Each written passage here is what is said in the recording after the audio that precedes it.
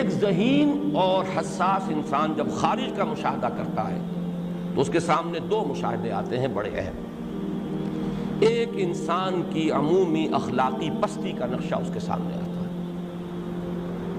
بحیثیت مجموعی انسان بڑی ہی پستی کے اندر مبتلا ہے، بڑی ہی گھٹیا سوچ، بڑے پست مقاصد، بڑے ہی گھٹیا محرکات عمل۔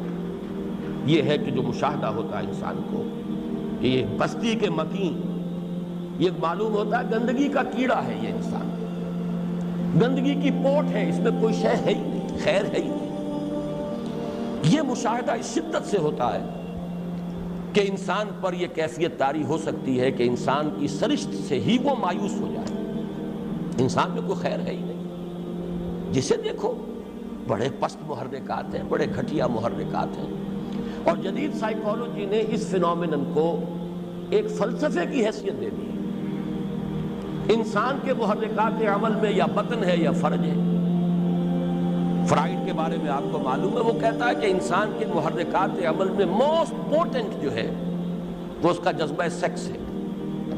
باپ بھی اگر بیٹی کو محبت بھری نگاہ سے دیکھ رہا ہے تو اس کی بنیاد میں بھی سیکس ہے، ایڈیپس کمپلیکس۔ اگر ماں بیٹے سے محبت کر رہی ہے تو یہ بھی سیکس کی بنیاد ہے۔ اس درجے گھناؤنا انسان کے سامنے اس کا نقشہ جو ہے کھینچا گیا، اتنی پستی میں گرا ہوا انسان کو دکھایا گیا ہے۔ ایڈلر اور یونگ اس کے شاگردوں میں سے ہیں۔ واقعہ یہ ہے کہ وہ تاب نہیں لا سکے اپنے استاد کے اس فکر کی پستی کا، انہیں کچھ اور تلاش کرنا پڑا۔ تو ایڈلر کو بھی اگر کوئی جذبہ ملا ہے تو وہ حب تفوق، ارج ٹو ڈومینیٹ۔ کوئی واز کہہ رہا ہے تو اصل میں اپنی ہستی کی پروجیکشن کر رہا ہے، دھونس جما رہا ہے لوگوں کے اوپر۔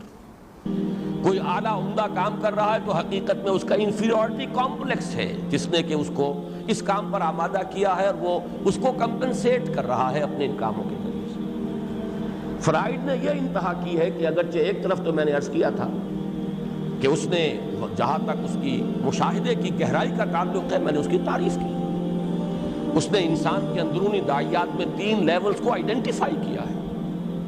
ایک اڈ اور لیبیڈو، دوسرا ایگو، تیسرا سپر ایگو۔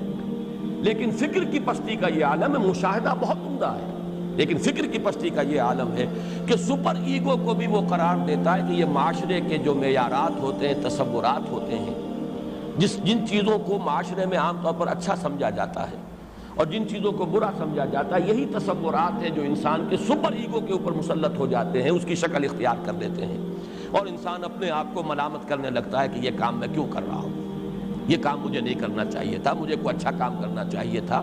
یہ بھی کوئی اس کے اندر کی حقیقی شے نہیں ہے، بلکہ یہ بھی اس کا معاشرتی تصورات جو ہیں، جو خیر و شر کے معیارات لوگوں نے بنا لیے ہوتے ہیں، وہ ہے در حقیقت جو سپر ایگو کا روپ دھار لیتے ہیں۔ یہ میں چند باتیں بعد میں بھی اس کے ضمن میں عرض کروں گا، لیکن یہ میں عرض کر رہا ہوں کہ ایک مشاہدہ ہے انسان کا، ایک حساس اور ذہین انسان اگر انسانوں کی اکثریت کا مشاہدہ کرے گا تو واقعہ یہ ہے کہ اس پر ایک طرح کی مایوسی تاری، انسان کی سرشت سے مایوسی۔ انسان میں کوئی خیر کا پہلو ہے ہی نہیں، انسان میں برائی ہی برائی ہے، پستی ہی پستی ہے، یہ گندگی کی پوٹ ہے، نجاست کا کیڑا ہے، اس سے اوپر کچھ نہیں۔